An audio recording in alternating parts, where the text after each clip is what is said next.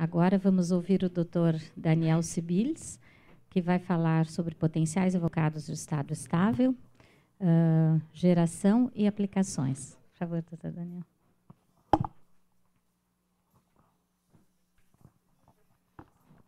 Bueno, muchas gracias, Janet. El tema de esta palestra, yo no soy un gran especialista en esto que voy a presentar, pero se me ocurrió, se lo ofrecimos a André Dos Santos, porque me pareció que la parte de evocados es un área de la neurofisiología que hay que mostrar nuevas aplicaciones, no olvidarse de ninguna, y todas las 4 o 5 presentaciones que tuvimos antes del intervalo, que fueron todas muy brillantes, actualizaron muchísimos aspectos de gran valor de esta tecnología que no podemos dejar que se vaya perdiéndose. Ahora. Nosotros hace poco tiempo que estamos trabajando con los potenciales de estado estable. Pero los potenciales de estado estables nos han hecho pensar mucho. Probablemente no sabemos muchas cosas nuevas, pero nos han hecho pensar mucho de cómo funciona o cómo podría funcionar el sistema nervioso. Y aparte de eso, algunas de sus aplicaciones se están difundiendo como una mancha de aceite. No sé qué pasa en Brasil, pero en Uruguay y en Argentina se hizo obligatorio hace 2 años el testar a todos los niños que nacen con otoemisiones acústicas. Entonces, eso es obligatorio. Entonces, el niño nace, se le hacen otoemisiones acústicas para despistar que no tuviera una hipoacusia severa. Si da negativo, se repite a la semana. Si da negativo, se repite al mes. Y si da negativo, se lo manda al neurofisiólogo para que haga potenciales evocados. Entonces, nosotros que empezamos a hacer potenciales evocados en el 1979, siempre supimos, y hemos estudiado muchos niños con diagnósticos de hipoacusia, siempre supimos que el potencial evocado de tronco por clic, sabemos que explora las frecuencias de 1000 a 4000 Hz, más estrictamente de 2 a 3,5, pero siempre cuando estudiamos un niño y no teníamos respuesta, siempre los audiólogos decían, vamos a tentar igual ponerle audífonos, porque a veces en la parte donde están los graves, en los tonos graves en la cóclea, puede estar conservado, entonces podemos estimularlo por ahí. Bien. Allá por los años 80, tentamos hacer audiometría con PIP. Pero si usted quiere tentar hacer una audiometría con PIP, hacer con un PIP de 1000 ciclos, otro PIP de 2000, otro PIP de 4, toda la escala de decibeles, igual no había forma de explorar los graves, salvo que cambiáramos a otro tipo de potencial evocado, que eran los de mediana latencia, que podían ser generados por PIP de 500 ciclos. Porque, como ustedes saben muy bien, todos los que son todos especialistas, 500 Hz provoca muchas respuestas superpuestas en el tronco y no se comporta como un estímulo único. Muy bien, esos son los problemas que hemos vivido 25 años trabajando con el clic. Y la primera vez que oímos hablar de los potenciales de estado estable fue en Cuba, y después ustedes tienen el enorme privilegio de tener un jugador de primera línea, que es Ottavio Lins, que ha sido uno de los investigadores que más ha contribuido al desarrollo de esta técnica, junto con todo el grupo de Canadá. Pero lo cierto es que en los últimos años ha habido un boom de la tecnología, queriendo aplicar la técnica de los potenciales de estado estable auditivos para hacer el audiograma rápido de los niños. Y entonces, no hacer el potencial de tronco común que hacemos nosotros, que es sino tentar hacer el diagnóstico audiológico y decir, bueno, en las 4 o 5 frecuencias fundamentales, el perfil de este niño que tiene una hipoacusia es más cercano a la realidad que lo que nosotros exploramos con el clic. Pero a su vez eso nos llevó a estudiar el tema de los potenciales de estado estable, que es un poco lo que le vamos a presentar ahora. Esto es muy grosero. Ustedes saben tan bien como yo que los potenciales transitorios se supone que están producidos por estímulos, que el sistema nervioso se recupera, vuelve al estado antes del estímulo y ahí nosotros repetimos unos segundos. Eso es muy teórico. En realidad, cuando nosotros repetimos un clic a 10 ciclos por segundo, en realidad, nos estamos empezando a superponer con algunos potenciales también tardíos auditivos. Esto groseramente muestran todas las respuestas que nosotros podemos obtener del punto de vista auditivo. Y entonces, en realidad, los potenciales transitorios, como todos sabemos muy bien, los analizamos por curvas amplitud-duración y ondas que tienen diferente latencia. El encare para estudiar los potenciales de estado estable es totalmente diferente. Volviendo un segundo atrás, el análisis de estímulos transitorios ha permitido en estos últimos 25 años hacer excelentes correlaciones de muchas de las ondas de precoces, medianas y tardías con estructuras a lo largo del sistema nervioso. Todo eso, todos los que tenemos más de 50 años, conocemos toda esta historia y la hemos vivido. Bien, los steady state. Los potenciales de estado estable no son nuevos como todas las cosas en neurofisiología, alguien las hizo antes. Todo el mundo siempre cita el libro de Regan, que fue una de las personas que, sobre todo en el potencial evocado visual, fue de los primeros que estudió la parte de estado estable. Entonces, lo interesante de los potenciales de estado estable es que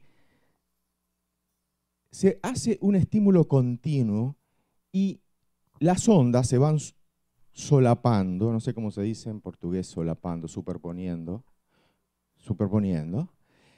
Y en realidad entonces el encare de análisis cambia totalmente. Nosotros ya no estamos mirando respuestas, voltaje, tiempo, ondas con una determinada duración, sino que estamos generando un potencial oscilatorio al cual nosotros vamos a analizar ya no como forma de onda, sino como potencial oscilatorio, que nosotros vamos a ver el grado de sincronismo que tenga con el estímulo y a su vez, sobre ese potencial oscilatorio, nosotros vamos a poder modular ese potencial oscilatorio tanto en amplitud como a su vez en frecuencia.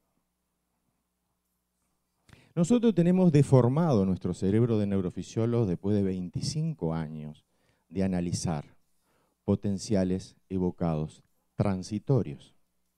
Pensamos un estímulo y vemos todo lo que viene después.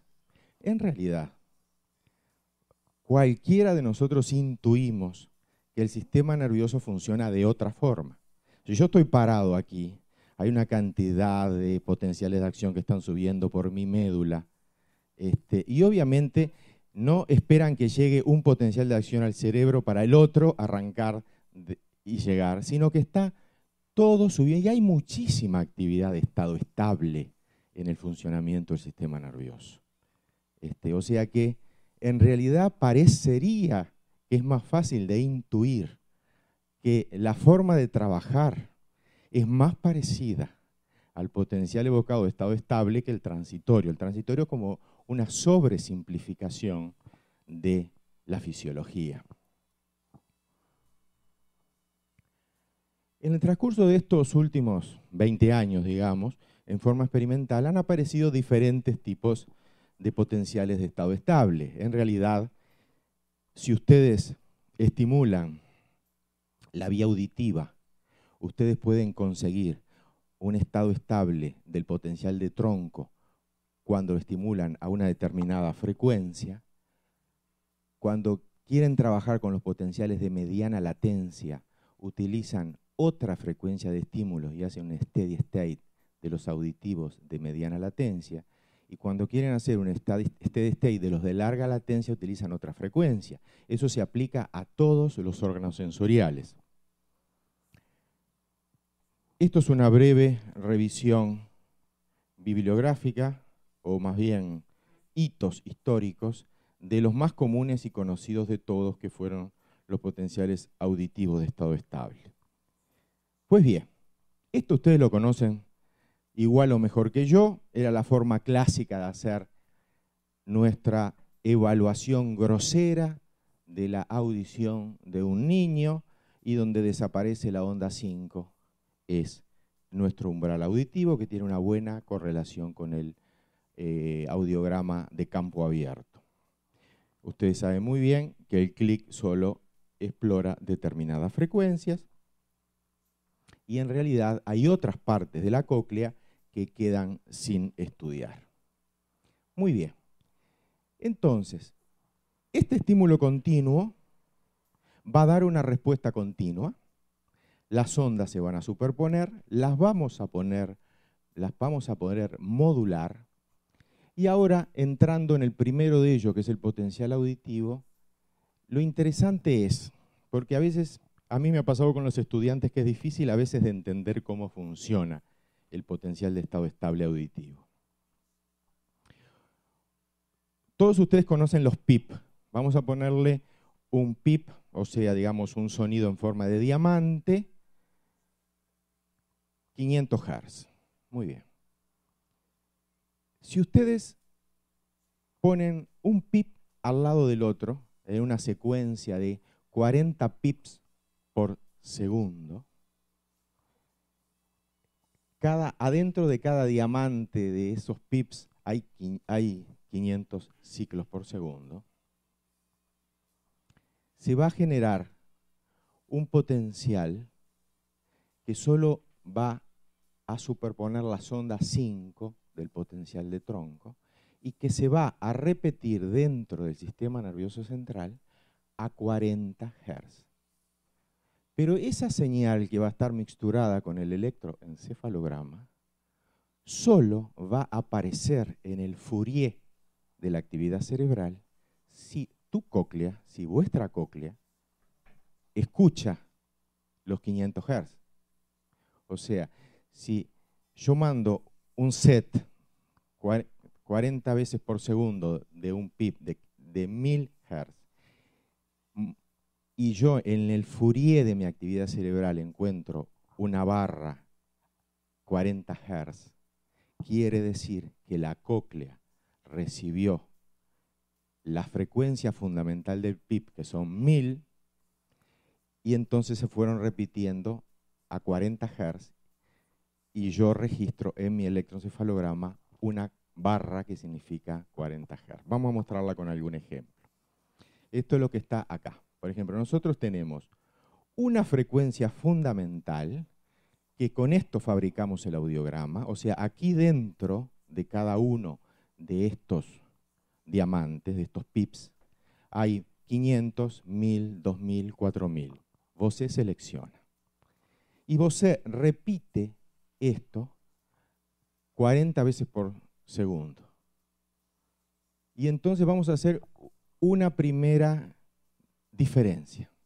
En el oído derecho, vos repite el PIP 40 veces por segundo. Y en el oído izquierdo, el mismo PIP lo repiten 45 veces por segundo. En el oído derecho, las ondas 5, si yo escucho esa frecuencia, se va a generar un potencial de estado estable a 40 Hz, que nosotros lo vamos a ver en el Fourier de mi electroencefalograma. Y si mi oído izquierdo escucha ese tono, va a aparecer una armónica también a 45 Hz. O sea que yo voy a poder estar estimulando mis dos oídos con 1000 ciclos simultáneamente. Y el truco mío es que la frecuencia de este oído va a ser 5 Hz, 40, y acá va a ser 45. Perfecto. Y entonces, así es como se fabrica. Esa es la primera aproximación. En realidad el asunto es un poco más complejo, porque nosotros podemos, aquí en este diamante, adentro de cada PIP, nosotros del punto de vista de la ingeniería eléctrica, podemos sumar PIP de diferentes tonos. Podemos tener un diamante de 500, le sumamos un diamante de 1000, le sumamos un diamante de 2000 y otro de 4. Y las frecuencias, como repetimos esos, tienen pequeñas variaciones de 2, 3 o 4 Hz, ciclos, tanto para el oído derecho como para el oído izquierdo. Entonces, nosotros podemos tener que este diamante es un diamante multifrecuencia, que se escucha de una manera muy rara, es una cosa muy rara como se escucha, y que se van repitiendo con frecuencias diferentes, cada una de las frecuencias internas, diferentes del oído derecho y del oído izquierdo. Entonces yo voy a tener, por ejemplo, en el oído derecho, que se repite, los 500 Hz a 40, el 1000 Hz a 43, los 2000 Hz a 46, y los 6000 Hz vamos a ponerla a 50. Y en el oído izquierdo, con 2 Hz de diferencia, todas las otras frecuencias. Entonces, cuando ustedes se colocan los estimuladores de inserción, es un ruido que se siente como estar adentro de una locomotora, pero en realidad la computadora que hay adentro de la máquina sabe perfectamente las frecuencias que está dando en cada oído. Y entonces lo que ustedes van a registrar en el electroencefalograma, en este caso que es el más sencillo de todos, es que estos son ondas 5 que se van repitiendo dentro del electroencefalograma. Ustedes le hacen el Fourier. Esto es un ejemplo un poco más preciso que tiene la frecuencia fundamental, la frecuencia con que lo están repitiendo, y cuando hacen el Fourier encuentran la frecuencia de repetición. Entonces, ustedes hacen un análisis de Fourier de la actividad cerebral, del cual ponen una banda de filtros que cierra una banda de filtros, y entonces ustedes se encuentran dentro del ruido de todo el electroencefalograma, empiezan a encontrar estas barras, que es simplemente la frecuencia de repetición o de modulación, porque hay más de una manera de hacerlo, de esos tonos fundamentales de audición. ¿Ok? Muy bien. La otra cosa interesante es que si yo estoy dando, por ejemplo, pips a 40 Hz, se van generando una sucesión de ondas 5 dentro de mi sistema nervioso a 40 Hz. Y hay una relación de fase entre los dos fenómenos oscilatorios.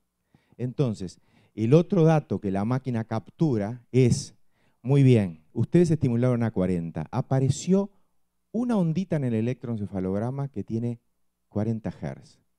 La forma que yo tengo de saber si esos 40 Hz pertenecen al estímulo es que siempre hay una relación de fase determinada entre el estímulo y la respuesta. Si esa onda aparece antes o aparece mucho después, es un artificio. Eso es otro algoritmo que hay para eliminar ondas de la misma frecuencia que no son relacionadas con el estímulo. Entonces, ¿esto cómo se hace? Se dan pips mixtos multifrecuencia, y que están cada uno con una frecuencia diferente de 2000, 4000, etcétera, etcétera. Y entonces ustedes, cuando hacen el Fourier de la actividad cerebral, empiezan a aparecer estos componentes que les dicen, oye, aquí escucha 500 Hz, acá no escucha 500 Hz, acá escucha, etcétera, etcétera, de un lado y del otro. Estos son los equipos en los que estamos trabajando. Este es un equipo dinamarqués, que es el Eclipse, es un precioso equipo. Y este es un equipo argentino. Hay que hacer propaganda a nuestros hermanos del Río de la Plata y a la ingeniería de Latinoamérica, que es excelente. Bueno, tenemos acá en la parte, en la exposición de equipamiento, tenemos muchos ejemplos. Y en realidad nuestros ingenieros y nuestros electrónicos en muchos aspectos no tienen nada que envidiar a los mejores equipos. Bueno, esto era simplemente una cortesía muy merecida con nuestros compatriotas latinoamericanos. Entonces, la forma de trabajar es la siguiente. Ustedes le colocan esos PICs, esos PIP, multifrecuencia, simultáneos en cada oído. Por ejemplo, los ponen a 60 decibeles. Entonces, ¿qué pasa? El estudio como máximo dura 6 minutos. Pero ustedes ven que a medida que la máquina empieza a encontrar esas frecuencias de modulación, se va haciendo el análisis estadístico que esa barra única no se parece al ruido de fondo. Y cuando estadísticamente tiene una sensibilidad del 99% que no es estadísticamente atribuido a variaciones del ritmo de fondo, entonces 100% de detección. Entonces se transforma en verde. Ven que aquí, por ejemplo, esta frecuencia 55 decibeles, lo encontró en 30 segundos. Algunos tardan 1 minuto y medio. Y así ustedes lo hacen, el screening empieza a 60 decibeles. Ponen el bebé, lo duermen, le ponen los audífonos y empiezan a subir las líneas verdes que corresponden a las 4 frecuencias fundamentales de cada oído, 60 decibeles. Si salen todas las respuestas, bajan 20 decibeles. ¿Tá? Entonces, 40. Y otra vez ustedes tratan de encontrar todas las respuestas, lo bajan a 20 y ahí en 20 ya están o no están. Entonces, es normal. Si el niño en 60 empieza a no tener respuestas, de las barras que no tienen respuesta empiezan a subir la estimulación. Otra cosa interesante, y es que con este tipo de estímulos se puede subir más la intensidad que con el clic. Con el clic ustedes saben que el límite es 100, 110 decibeles. Con esto se puede subir un poco más. Una cosa que a nosotros como neurofisiólogos no nos gusta es que este equipo, el equipo dinamarqués, esto es todo automático, ustedes no ven nada. A mí me gusta más otros equipos, varios norteamericanos, incluso el equipo argentino, que ustedes ven la barra del histograma crecer. Me gusta un poco manipular, ver los datos, no solo que la máquina pinte de verde y diga esto escucha o no escucha. Bien, estos son otros casos. El potencial auditivo de estado estable no es tan preciso, es mi experiencia personal, como el clic, nuestro querido y clásico audiograma por clic, que hay una diferencia de 10 decibeles como mucho del audiograma de campo abierto. Estos, como son estadísticos, ustedes saben que cuanto más se aumenta la especificidad, digamos, baja la sensibilidad. Entonces, a veces el umbral, acá ellos dicen que la diferencia puede ser hasta 10 decibeles, en nuestra experiencia es más, es 15 decibeles a veces la diferencia. Pero bueno, pienso que todo esto va a ir mejorando. Voy a apurarme porque si no, no vamos a llegar. Eso prácticamente es, hoy por hoy se está empezando a usar por todos lados. No sé acá en Brasil si se está usando mucho el estado estable en audiología. En Argentina es un furor. En Uruguay es casi una obligación, porque cuando ahora nos piden que evaluemos a un niño que le dio mal las autoemisiones acústicas, ya el avance de la tecnología nos permite no solo decir escucha mucho o poco en una banda que va entre 1 y 3.000 ciclos, sino que hay que tratar de hacer un audiograma lo más preciso posible. Bien, otras aplicaciones. Las otras aplicaciones son casi todas de investigación. Por ejemplo, el estímulo visual se puede modular la intensidad y generar también un potencial de estado estable que puede servir para explorar, asociada por ejemplo con la resonancia funcional, zonas activas de la vía visual de diferentes cosas. Otra cosa muy interesante es las aplicaciones cibernéticas y sobre todo lo que se llama la interfase cerebro-máquina. En pacientes totalmente paralizados, que lo único que pueden mover son los ojos, lo que se ha hecho, que es una cosa muy ingeniosa, es poner imágenes que cambian de intensidad. Vamos a ponerle, ustedes tienen 4 o 5 órdenes puestas en una pared o en una pantalla, y cada una de esas imágenes oscila con intensidad. La intensidad luminosa oscila a una determinada frecuencia. Si el sujeto mira una de las figuras, que dice, por ejemplo, yo qué sé, quiero tomar café, y esa está oscilando su intensidad a una determinada frecuencia, eso se registra como estado estable en su cerebro. Y entonces puede salir por Fourier y dar una orden.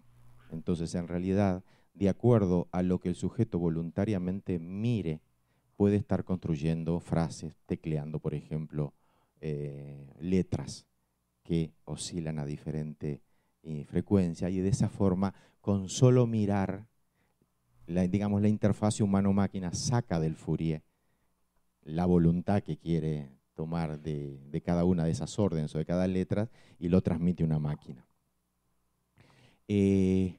Bueno, estudios de investigación. Esto me lo dejo para que lo lea Pedro en algún momento. Quería llegar a lo que podrían ser las aplicaciones, quizás en monitorización. Ustedes saben que a mí monitorización es un tema que me gusta muchísimo, y en realidad en todos los años que nos hemos dedicado a esto,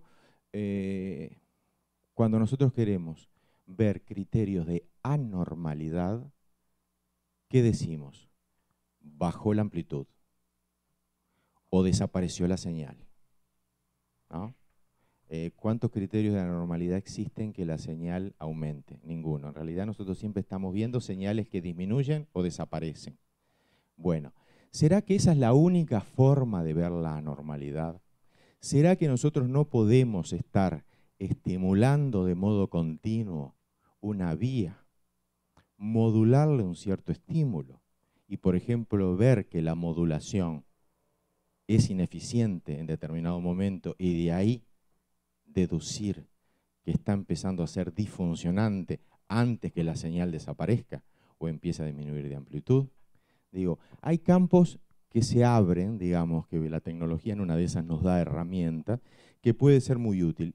Los trabajos que hay en el campo del estado estable usado a la monitorización son muy pocos, pero pienso que vale la pena como neurofisiólogos pensar en alguna de estas aplicaciones, porque en realidad las herramientas del punto de vista electrónico e ingenieril están todas disponibles.